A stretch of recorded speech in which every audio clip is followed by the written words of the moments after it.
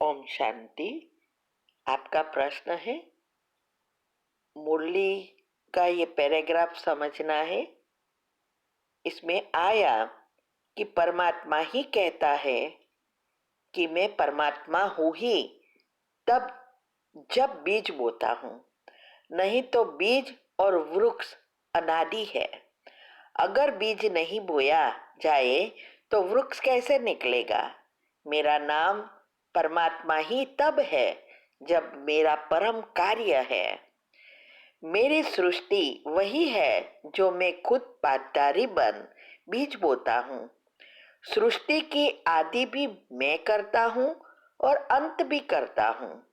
मैं करणधारी बन बीज बोता हूँ, आदि करता हूँ बीज बोने समय, फिर अंत का भी बीज आता है।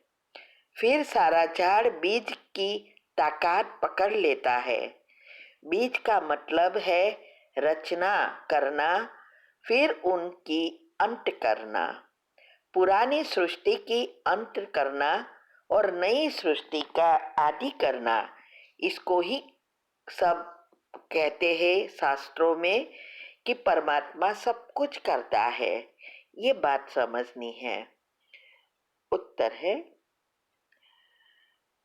परमात्मा की हर एक बात के पीछे गुह्यते गुह्य राज होते हैं।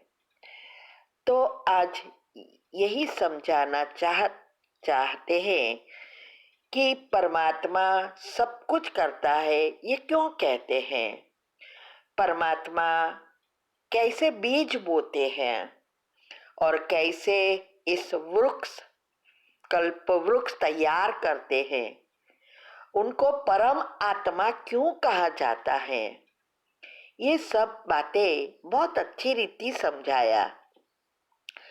तो ये बताया कि परमात्मा इस मनुष्य वंश का बीज रूप है, जो गीता में भी कहा है कि इस कल्प वृक्ष का बीज ऊपर में है और झाड़ नीचे खड़ा है। और ये भी बताया है कि मैं आकर संकल्प रूपी बीज धारण करता हूं। अर्जुन ने को बहुत अच्छी रीति ये समझाया है। तो कौन सा बीज धारण करता है? संकल्प। तो वो आकर ये श्री कृष्ण की आत्मा जो अंतिम समय में मनुष्य बन जाती है, तब उसके ब्रेन में माना उसकी आत्मा के साथ प्रकृति में बैठता है और संकल्प देता है वो नई सृष्टि कैसे बनानी है, माना परिवर्तन कैसे करना है। देखो, सृष्टि कभी भी नई बनाई नहीं जाती।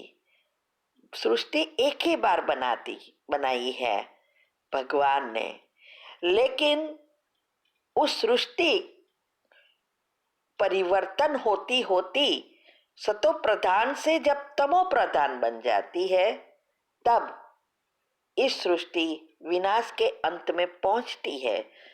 और तब विनाश होने से पहले भगवान खुद आकर इस नई सृष्टि कैसे फिर से बना सकते हैं, इसके बारे में समझाते हैं। इसको कहा जाता है संकल्प रूपी बीज बोना। वो भी श्री कृष्ण की ही आत्मा के ब्रेन में। ये दोनों का बहुत गहरा रिश्ता है। शिव शक्ति, हमारे अंदर भी जो 3 नाड़ियां है उसमें भी शिव शक्ति आती है। तो ये दोनों का जोड़ी है। इसके लिए अगर आपको जानना है तो ये कुंडलिनी चक्र के भगवान कैसे इस सृष्टि पर ये सृष्टि बनाता है, यूनिवर्स कैसे तैयार करते हैं, बहुत सारे राज बताए हैं, वो आपको सब सुनना पड़ेगा। अपनी खुद की बुद्धि को घिसना पड़ेगा, तब ये बात समझ में आएगी। तो ये यही बता रहे हैं कि मैं भी एक आत्मा हूँ, आप भी सब आत्माएं हैं, लेकिन मैं परम हूँ, माना इस सृष्टि पर नहीं हूँ। परे ते परे रहने वाला हूँ, माना 10वें डायमेंशन में वो रहते हैं और इसीलिए परम कहा जाता है।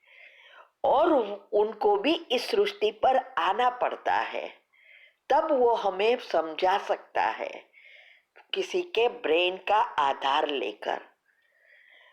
तो ये कहते हैं कि जैसे दुनिया में भी हर एक वृक्ष की आयुष्य होती है और वो वृक्ष कोई भी पौधे हो वो बीज के बिना तैयार नहीं होता है, ऐसे ही इस मनुष्य वंश के झाड़ की भी आयुष्य है 5000 साल।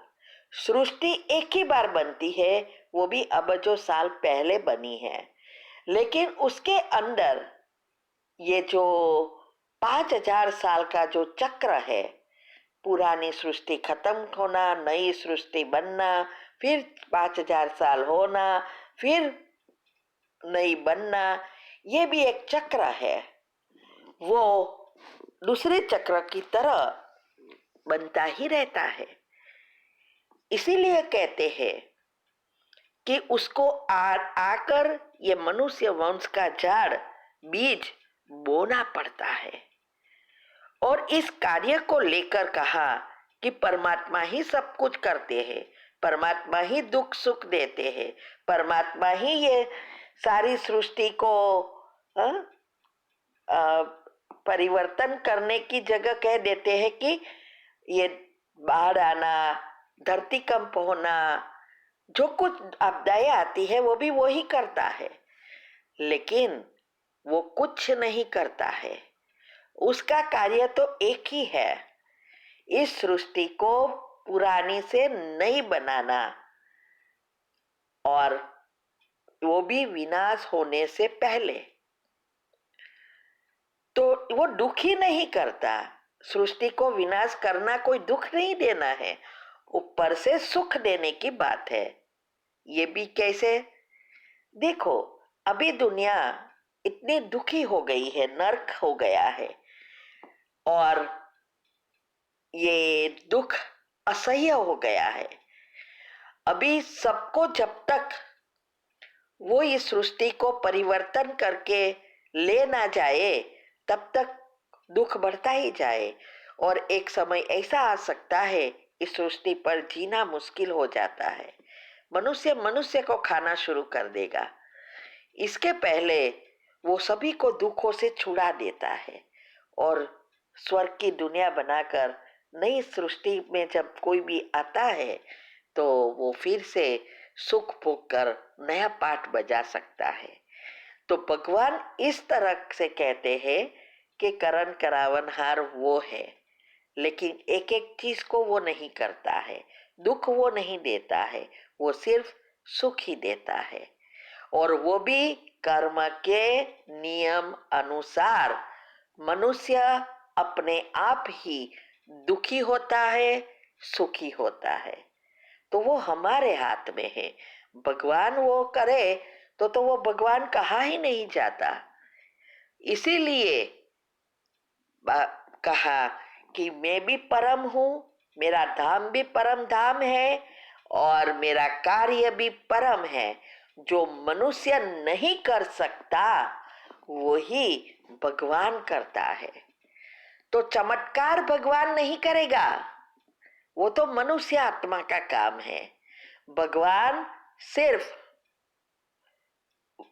वही करेगा जो ये सृष्टि का परिवर्तन करना है, वो कोई मनुष्य नहीं कर सकता। और उसके लिए तो सारे विश्व की आत्माएं, जो भी अभी 800 करोड़ लगभग है, वो सभी समान है, वो किसी के भी फेवर नहीं कर सकता है। तो वो यही सिखाता है कि कैसे उनकी शक्ति लेकर नए झाड़ की तैयारी करने के लिए फिर से आत्मा को शक्तिशाली गुणवान बनाना है, वो सिखाता है। करना हमारे हाथ में है। ओम शांति।